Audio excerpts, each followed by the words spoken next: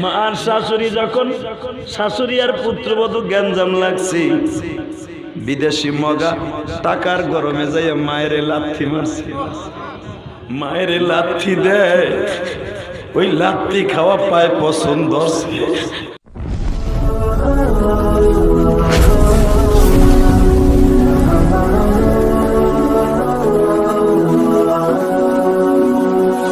শরীয়তপুরে একটা ঘটনা, যুবক এই যে মাত্র 1.5 মাস আগে একটা যুবক বিদেশ গেছে। বিদেশ যাইয়া বউ চাউল মেল লেগে স্বর্ণ গয়না সব আনছে। কষ্ট হইতেছে 2টা মিনিট। বউ চাউল মেল লেগে সব আনছে, স্বর্ণ আনছে, গয়না আনছে, শাশুড় শাশুড়ির জন্য আনছে। মা যাইয়া সবে মাত্র বলছে, বাবা সবাই রে সবটা ভাগ করে দিলি, আমার লেগে কিছু আনস নাই?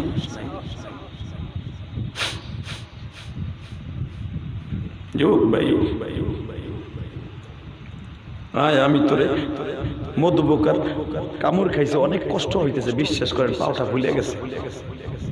এই কষ্ট নিয়ে আমি কোনো কষ্ট মনে করব না, আমি তোরে জান্নাতি ভাই হিসাবে গ্রহণ করবো আজকে। শুধু আমার দিকে তাকাইয়ে ফেল ফেল করে একটা আওয়াজ দিবি, পৃথিবীতে মার থেকে দরদি কেউ আছে? জোরে কর, আরো জোরে। যখন কইছে আমার লেগে কিছু আনস নাই, ওলাই উত্তর দিছে, বারবারই কি তোমার লেগে আনতে হইবে? গতবার আনছি না? মা কয় ঠিক আছে বাবা, ঠিক আছে, আমার লাগবো না। তো শ্বশুর শাশুড়ি দিয়েছে, রীতি আমার হয়ে গেছে। ওই শ্বশুর শাশুড়ি উল্লেখ করছে বিদে পুত্রবধূর মাইন্ডে লেগে গেছে। বাজানরে স্বামী আর স্ত্রীর মধ্যে গ্যাঞ্জাম লাগছে। স্বামী কয়, তুই এরকম রইছস কে? তোমার মা আমার মা বাবাকে খোটা দিল, তুমি দেখলা না? হে যুবক, বউর মা বাবারে বলছে বিদায় কষ্ট পাইল না, নিজের মা কষ্ট পাইছে, মগার মধ্যে পরিবর্তন নাই। উচিত ছিল মার পাও 2টা জড়াই ধরে বলবে, মা গো এইবার আমি তোমার জন্য আনি নাই, আগামীতে আনবো গো মা। ঠিক না বেঠি? মা আর শাশুড়ি যখন শাশুড়ি আর পুত্রবধূ গ্যাঞ্জাম লাগছে, বিদেশি মগা টাকার গরমে যাইয়া মায়ের লাথি মারছে। তুই এমন করস কা? তুই আমার বললো গে মালদা বাজাবাজি করস, আমি টেলিফোনে শুনি, তোর সহ্য হয় না আমার বড় শত্রু। এবার কানবি। যখন এই কথাটা বলছে, 1.5 মাস আগের ঘটনা, যখন এই কথাটা বলছে, মা কারো কাছে নালিশ দেয় নাই গো বাবা। ঘরের মধ্যে যাইয়া দরজাটা লাগাইয়া হাত তুলছে, মালিক রে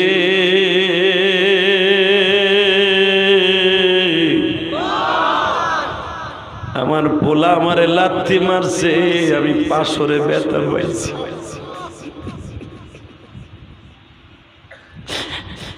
তুমি আমার জাদুরে কষ্ট দিও না গো মালিক।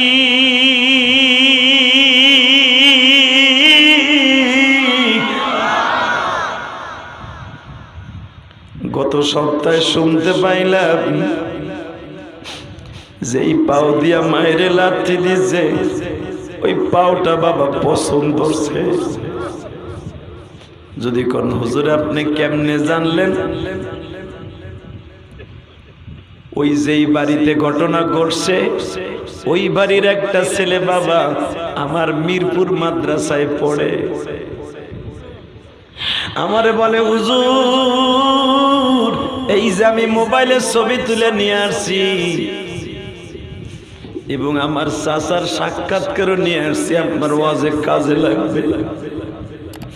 যুবকায় আমি তোর 2টা পাও ধরি রে ভাই।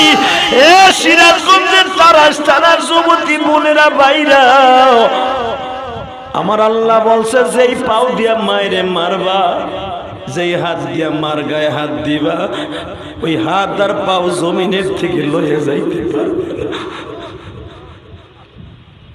মায়েরে যে লাথি দিছে, কোন সময় লাথি দিছে জানো? যখন ওই বিদেশি সন্তানের লাগে মা খাবার পাকাইতেছে, এই মুহূর্তে যায় লাথি দিছে। মা আবার বলছে, বাবা তুই আমারে লাথি দিছর কষ্ট নাই, খাবারটাও তুই ফেলাই দিলি, কিন্তু আমার মন বলতেছে তুই যে আমার আল্লাহর খাবারটা তুই ফেলাই দিলি, আমার মন বলে খাবার তোর কপালে আর নাও হইতে পারে রে বাবা।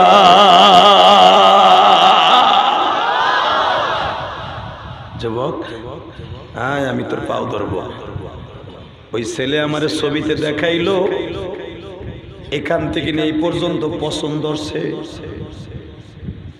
বাবা, পাও ফুল এমন হয়ে গেছে। এখন হলো সবচেয়ে ঐতিহাসিক কথা হলো এইটা, যখন পায় পছন্দ হচ্ছে বাবা, পাও দিয়া পানি পড়ে, আনারসের মতো সোয়া সোয়া পানি পড়ে, দুর্গন্ধে বউ নাই, বউ চলে গেছে বাবার বাড়ি। ছেলেটা ছবি কেমনে নিয়ে আসছে দেখেন, মা সকালবেলা ওই পাউডার ব্যান্ডেজ খুলিয়া বাবা মা নিজের হাতে গরম পানি দিয়ে মুছাই দিচ্ছে। ওই অবস্থায় আমার কাছে ছবি নিয়ে আসছে যে মায়ের লাথি দেয়, ওই লাথি খাওয়া পায় পছন্দ, ওই পছন্দ পা মা নিজে। যেই ছেলেটা মায়ের লাথি দেশকে পায় পছন্দ হচ্ছে, এমন যুবক এখানে থাকতে পারো। আমিও তো একদিন আমার মায়ের কষ্ট দিয়েছিলাম, আমার বাবারে কষ্ট দিয়েছিলাম। গত বছর আমি তোদের মাফ চাইছিলাম, এবার আমি মাফ চাও না, শুধু একটা ওয়াদা দিবি, যতদিন বাঁচবি মা বাবার দিকে কোনোদিন চোখ তুলে তাকাবি না। কে কে রাজি আছো? দেখা লাগে হাত তুলে দেখা, কে কে রাজি আছো? আল্লাহ হাতগুলো কবুল করে, জোরে আমিন, আর জোরে আমিন।